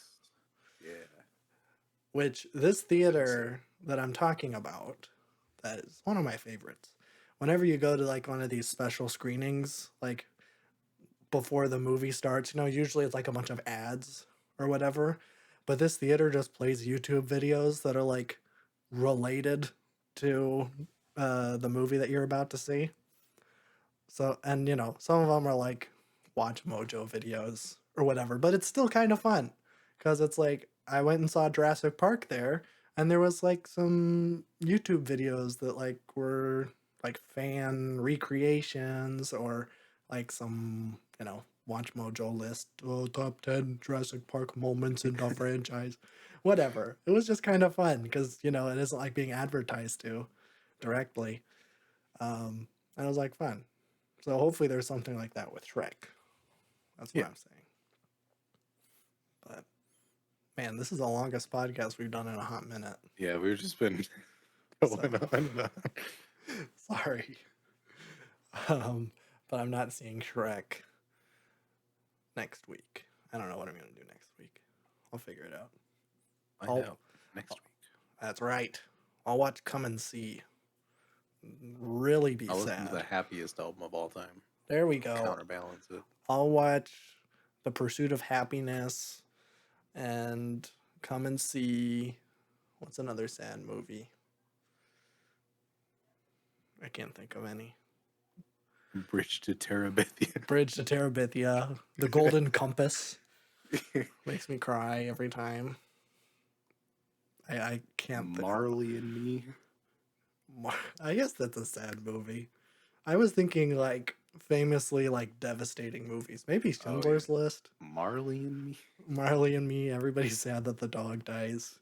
I think that kind of pales in comparison to like the horrors of World War II. Yeah, maybe, but like Nazi he's occupation. a golden retriever and he dies. You know what I mean? That's true. That's true. Ooh. Man, I just reminded myself about The Pursuit of Happiness. That's a good movie. That has Will Smith and Jaden Smith in it. Ooh, And Jaden Smith is a little baby in it. dang. Yeah, I know. I think that was the first time Will Smith was nominated for an Oscar. Yo. Heyo. I watched that movie when I was too young and did not get it. I'm like, man, this guy Many sucks. such cases. Yeah. It's basically about like a dad. He's like a single dad, and I think he's just got custody of his son, and he's homeless. And like the whole movie is him trying and failing to get a job and a house and food for him and his son. And it's sad, but in like a way where it's like, oh, come on, just please have something work out for this guy, because he is trying so hard and nothing is going his way. It's really sad. And then the dog dies in the end, so it's really sad. I don't think there's a dog. I was just trying to make a connection to Marley. The I Am Legend dog. And then the I Am Legend dog He comes dies. back. Does the dog in I Am... Yeah, the dog in I Am Legend does die. Yeah. You should do a dying dog marathon. Why? Every movie where the dog dies. Well, I only know about two. I Am Legend and Marley and Me. What's another movie where a dog dies? I guess you could say Up. Remember that scene where they're running away from all the dogs and then they jump over the cliff and then all of the dogs fall into the river? Uh-huh. I think like guess. most of them probably died. Drowned. Yeah, that counts. I think it counts. And not sad. Well, that part's not sad. Why can't I think of any movies where the dog dies? I could play The Last of Us 2. Shoot some dogs. Yeah, there you go. That's like the only thing I can think of. Do you think they're going to kill dogs in The Last of Us Season 2? Let's see if Neil Cuckman has the balls to do that. I don't know. There was a lot of backlash to that when that game came out. Oh yeah, people love their dogs. Yeah. Yeah. Well, I think it's because they made the dogs too real. Just like everything in that game, it was like kind of the point. But... Yeah. It's like you kill a person, and they're like, oh no, Jim. And it's like, oh, well, that's just a dude. I don't care. I watched Arnold Schwarzenegger kill like 500 dudes last night. But it's like, you kill a dog. And then they're like, oh no, Roger. It's like, oh, that dog had a name and a person who loved him very much. But luckily, they're going to join him very soon, because little did they know that I actually booby-trapped the dog's corpse with a mine. Because I'm a sadistic psychopath. And it's probably the best way to play the game is to be like Caesar's Legion and Fallout New Vegas and booby-trap dead bodies so that their friends will die when they inspect the body. I don't know why I'm laughing. This is like the worst thing. It's like a war crime, but it's fine. That's the point. It's The an point, after hours portion. yeah. The point is that war crimes are bad. Therefore, you should do war crimes in the game. Although I doubt that the Geneva Convention is a thing in the post-apocalypse. Yeah, depends on yeah, true. Yeah, that's I mean, fine. the Geneva Convention doesn't even get used today, so Yeah, that's true. But even a farce of the Geneva Convention doesn't yeah, exist in the exactly. post-apocalypse. On that biting political commentary, I think is where we'll end the podcast. Bye.